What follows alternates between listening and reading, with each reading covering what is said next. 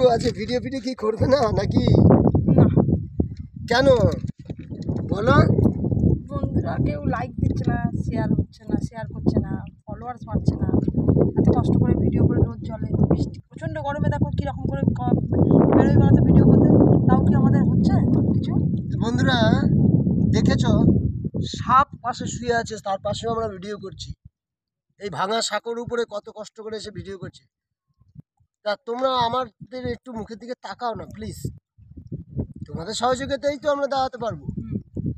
আমার দিকে না তাকাও, অন্তত আমার এই তোমাদের এই বৌদিটার দিকে একটু তাকাও, তাহলে আমরা একটু লক্ষ্যে পৌঁছতে পারি।